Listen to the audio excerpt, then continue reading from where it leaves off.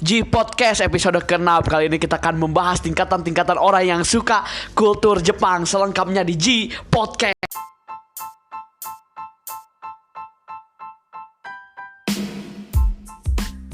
G Podcast episode 6 bersama gua Hasan dan gue Ardi. Kita akan membahas tingkatan-tingkatan orang yang suka pop kultur terutama Jepang ya. Kita Jepang dan lebih ke anime kita ke anime. Jadi setelah dan kita sepertinya ingkar janji karena kita kemarin ngomongnya bakal ngebahas tentang Overquarter dan Ryu Soldier, tapi setelah dicek ternyata di Jepangnya juga tanggal 26 Juli 2019. Mungkin di Indonesianya antara Agustus September bahkan November atau Desember juga, soalnya biasa lah delay dulu. Jadi sepertinya kita nanti dulu bahasnya dibahas soalnya dibelakangkan dulu. Ya, soalnya kita udah sering ngebahas toku di podcast ini. Sekarang kita bakal ngebahas tingkatan-tingkatan gitu kan. Kita langsung mulai saja. Di posisi yang paling rendah ada pemula atau newbie. Bahasa Inggrisnya newbie. Jadi biasanya ini tuh orang-orang yang baru mengenal dari stasiun TV. Jadi mereka tuh benar-benar nggak tahu apa-apa, baru tahu lihat di TV dan mungkin mereka menganggapnya itu sebuah kartun. Terus ya mereka yang paling pentingnya mereka baru tahu dari TV sih, atau nggak lihat di YouTube sekilas, atau mereka cuma dengar doang dan belum ngerti apa-apa dan belum tahu itu dari Jepang. Contoh filmnya apa aja mungkin? Naruto, One Piece, Dragon Ball, Doraemon, Kapten Tsubasa. Kapten Tsubasa. Lu pas di tingkat ini gimana nih? Ada cerita nggak pas ada di tingkat ini? Di tingkat ini gue banyak nonton sih, cuman waktu dulu tuh gue nganggapnya tuh kartun sih. Sama. Iya. Soalnya masih benar-benar polos gitu di sini. Gue nggak tahu itu dari Jepang atau dari mana, yang jelas itu dari yang gue tahu itu dari luar Indonesia. Tapi nggak tahu dari mana, jadi gue tonton doang gitu kan, soalnya di dub Indo. Iya, terus kita juga nggak ngerti ceritanya sebenarnya. Cuma asal nonton aja buat hiburan doang. Yang gue suka itu apa, kayak feel superhero-nya gitu, yang gue suka tuh. Mantap ya. Pokoknya kayak gitulah itu di newbie. Kita langsung lanjut ke tahap berikutnya, ada anime lovers. Jadi di tingkat ini bisa dibilang orang ini mulai paham, mengerti apa itu anime, apa bedanya dengan kartun. Terus mereka juga mulai menonton sesuai dengan genre kesukaan mereka. Dan mereka juga mulai menonton anime-anime yang familiar dan mungkin tidak ditayangkan di TV. Mereka download. Dan merekanya juga udah mengerti apa itu anime gitu, berasal dari mana dan genrenya tuh apa aja gitu. Lu pas di tingkat ini gimana nih cerita genre kesukaan apa, terus nontonnya apa aja nih? Kalau gua nonton pertama yang gua jadi inget, jadi masuk ke rambah anime lover tuh. Lu genrenya apa nih kesukaannya waktu itu? Kalau gue kan, gue nontonnya waktu itu pertama kali Nurarihyon yang action supranatural. Iya, gue suka banget tuh sama anime. Cuman yang season 1-nya biasa doang sih. Cuman pas season 2-nya mantap. Jadi ceritanya kayak gitu ya. Genrenya apa nih? Genrenya kayak gimana? Gue kalau suka sih ditanya paling suka action supranatural, kayak wah sumpah itu seru parah sih. Kalau gua di tingkat anime lover, jadi sebenarnya gua tuh masih ada di tingkat sini. Soalnya gua cuma nonton anime romance. Jadi gua tuh sangat favorit sama anime romance. Apalagi romance komedi, ya itu bener-bener favorit gua banget lah, romance komedi. Gua sih sebenarnya suka anime gara awalnya live action. Gua kan suka nonton drama gitu. Ya live action gua jadi suka. Jadi gua mulai mendalami terutama dari sisi romance, itu sih cerita gua. Kita langsung lanjut ke berikutnya. Ada otaku. Jadi otaku itu adalah orang yang sudah mulai memprioritaskan hobinya anime atau hobi terhadap Jepang. Bukan anime juga. Seperti kita tokusatsu.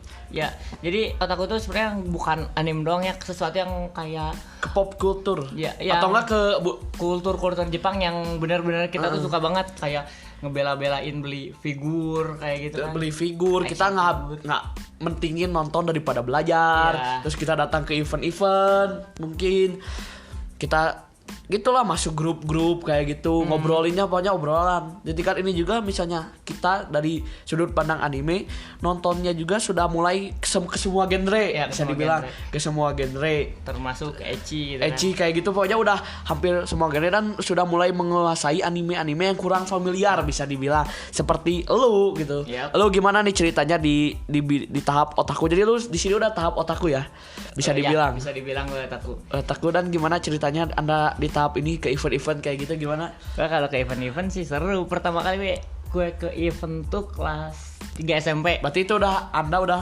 resmi masuk ke tahap gua otaku ya. Gue tuh pas pertama kali masuk tuh nggak tahu itu apa, cuman diajak sama teman ke event cosplay gitu. Seru juga gitu ngeliatin orang-orang cosplayer ya, meskipun ada yang memang gak cocok, ada yang cocok. Gue di sana foto terus lu juga banyak. Mulai nonton sebuah genre, mencoba ya. Gue nonton ecchi kalau nggak salah pertama kali Blood Strike. Mantap. Apa itu? Blood Strike gitu kalau nggak salah. Cuman gue kayak agak kurang ke ecchi. Iya. Tetap sih paling suka action gue. Nah, itu udah di tahap otaku. Kalau itu kan dari sudut pandang otaku dari bidang anime. Kalau gua otaku dari bidang tokusatsu.